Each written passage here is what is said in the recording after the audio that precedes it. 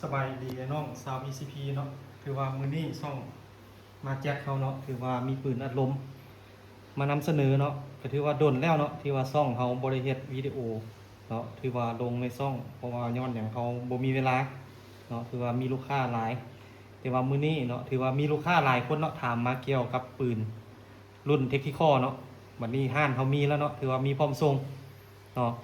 ส่วนก่อนจะเข้ารายละเอียดปืนบอกนี่เนาะถือว่าให้เขาก็ฝากเนาะกดไลค์กดแชร์หรือว่ากดติดตามทางช่องเขาเนาะคือว่าถ้าลูกค้าท่านใดเนาะสิสั่งเครื่องนำเขาเนาะแมนลูกค้าต้องให้เบิ่งวิดีโอให้จบก่อนเนาะเพื่ออยู่ในวิดีโอเขาจะเว้ารายละเอียดเกี่ยวกับปืนเนาะแล้วก็เกี่ยวกับการพากเนาะต่างๆเนาะเอาสั้นเขาเข้าสู่เนาะถือว่าเขาเข้าสู่รายละเอียดของปืนเนาะตัวนี้เป็นปืนเทคนิคอเนาะตัวนี้เนาะถือว่าเทคนิคอตัวนี้เป็นงานของไซงอนลูกค้าต้องเข้าใจเนาะส่วนเหล็กตัวนี้เนาะถือว่ามันจะเป็นเหล็กแปดแหวนเนาะถือว่าเขาตั้งค่าลมแม่นเป็นค่าโรงงานเนาะถือว่าตั้ง10ส่วนทางของมันจะเป็นทางคาร์บอนตัวนี้เนาะทางคาร์บอน 0.5 เนาะถือว่าสูบเท่านึงเนาะทางคาร์บอนเฉพาะทางคาร์บอนตัวนี้เราสูบเท่านึงแม่นยิงได้30 หา 40 นัดเนาะส่วนกล้องเนาะกล้องมันจะเป็นมาโครเนาะตัวนี้เนาะกล้องเนาะกำลังซูมเป็น3คูณ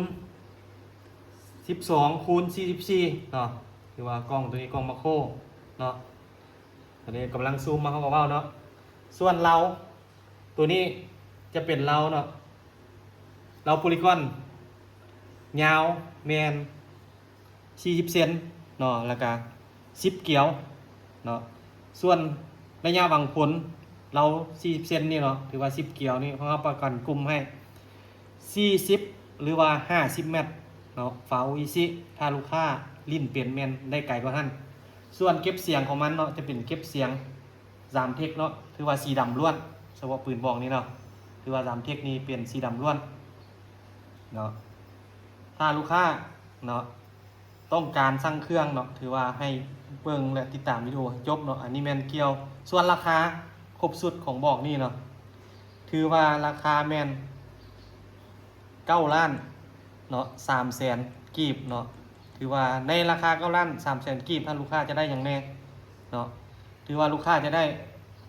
ลูกปืนกับหนึ่งเนาะกับน้อย300 ลูกเนาะแล้วก็มีโม่11 นัด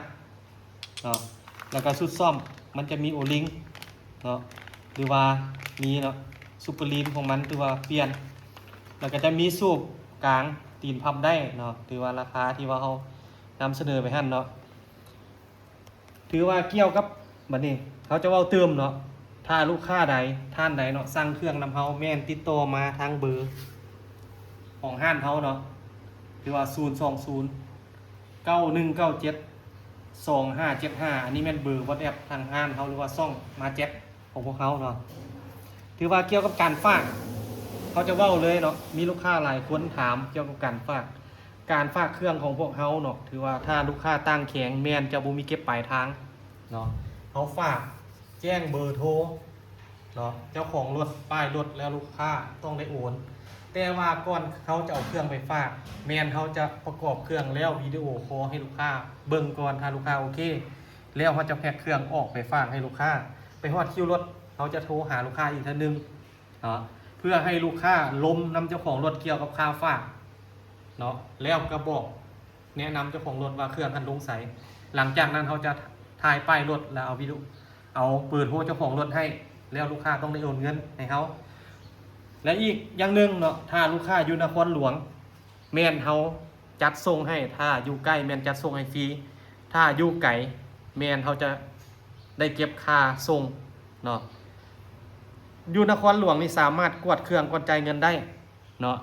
ถือว่ากวดเครื่องจนก่อนจ่ายเงินได้เนาะถ้ากรณีอยู่ไกลลูกค้าอยากมารับเองแม่นเฮาจะส่งโลเคชั่นให้หรือว่านัดบอลรับเครื่องลูกค้ามากวดเครื่องแล้วก็จ่ายเงินเนาะนอกจากเลข8 แหวนแล้วทางห้านเฮาเนาะถ้ากรณีลูกค้ามักเนาะถือว่าเป็นเลขตัวนี้เป็นเลข16 แหวนเนาะตัวรุ่นนี้จะเป็นสเตนเลสเนาะ ถ้าลูกค้าให้เฮาประกอบให้แม่นเฮาจะบวกเพิ่มอีก 900,000แต่เฮาขายย่อยเฉพาะเฮาขายย่อยเนาะเฉพาะตัวเล็ก16แวนตัวนี้เนาะสแตนเลสนี่เฮาขายแม่น1,650,000กีบเนาะตัวนี้เฮาสามารถฝากขนส่งให้ได้เนาะถ้าลูกค้าสนใจแม่นติดต่อมาทางเบอร์ห้านเฮาคือเฮาเว้าไปในเบื้องต้นหั่นเนาะคือว่าราคาเขาก็ได้แจ้งไปโน้นถือว่ารายละเอียดต่างๆเนาะถือว่าเครื่องเขาเนาะนอกจากนี้เครื่องเขายังมีรับประกันราคาขาย3 เดือนเนาะลูกค้าเอาไปกุมบ่ได้เนาะเครื่องมีปัญหา